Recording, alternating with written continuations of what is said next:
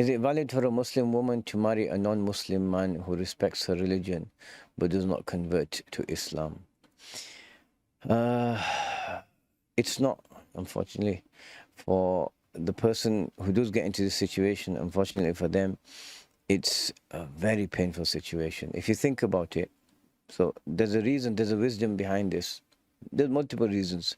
And one of them is, okay, someone's respectful towards Islam. Is that going to stay that way?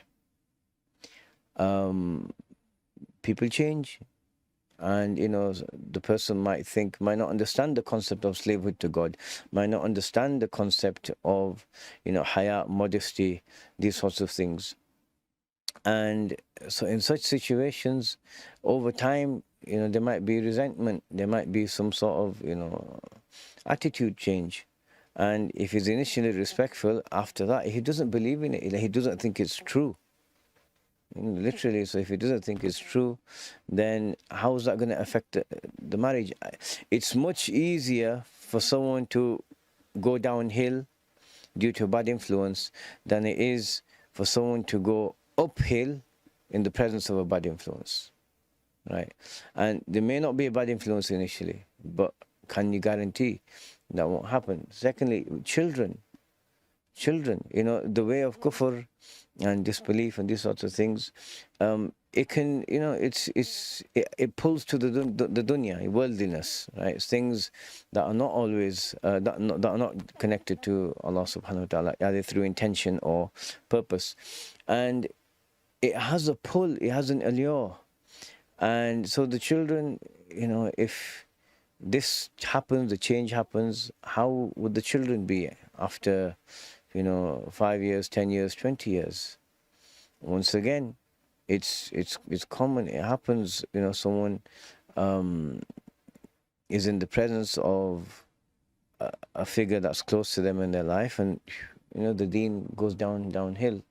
I mean, a third thing is, obviously, you marry someone, you're going to have feelings for them, you're going to have love, whether it's the initial strong, passionate, romantic love, and then there's the love that comes with spending time with someone and growing to love them in deeper ways.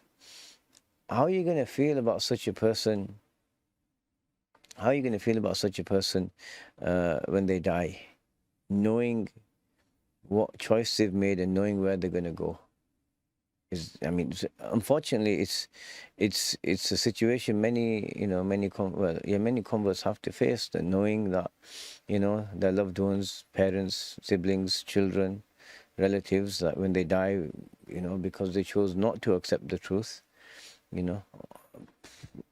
what are they going to face in the akhirah? And it must be just as bad, maybe worse, for someone with a spouse. So how would that feel? How would you feel if the children went that way as well? So to save people, I know people might think, well, it's restrictive. I think I love this person, and we feel we'll be happy together. Happiness, but are those few moments of happiness, are they worth all that pain later? Are they worth potentially jeopardizing your relationship with God, your creator, the one who made you, who's giving you all these feelings and all these benefits and blessings? And people might not see the value of having Allah subhanahu wa ta'ala in their life, but once someone sees that, it's the most important relationship there. So it's a big thing, it's a huge thing. And Allah, yeah, so in this situation, yeah, the marriage wouldn't be permissible. The thing is that Allah Azza wa Jal knows us better than we know ourselves. And you might think you might know yourself in a particular situation, but what if things were to change? What if things were to change slightly or significantly?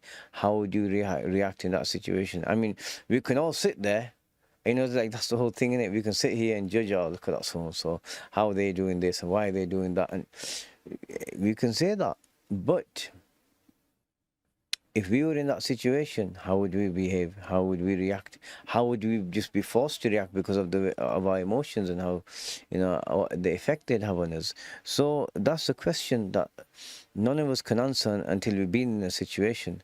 And some situations you don't even want to get into.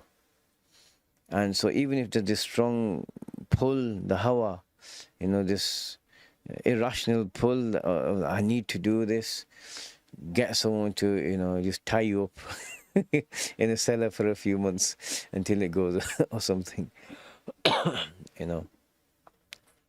In the end, the pain it brings is not worth it. It's not worth it.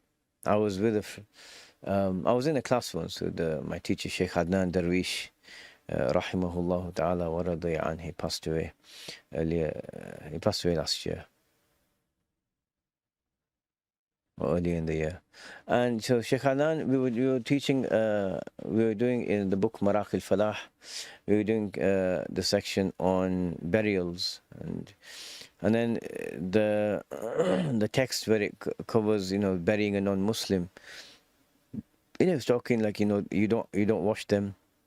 You don't get the honoring of a ghusl that a believer gives. And this is obviously in the classical sense. Nowadays, you'd have non-Muslims say, here in the West, you'd give them to a funeral home or whatever. They'd take care of it. But, there was a description of, how to deal with, a non-Muslim. And there was a brother who was a convert there. And, I believe one of his family members at that time had not accepted Islam. I think they have since.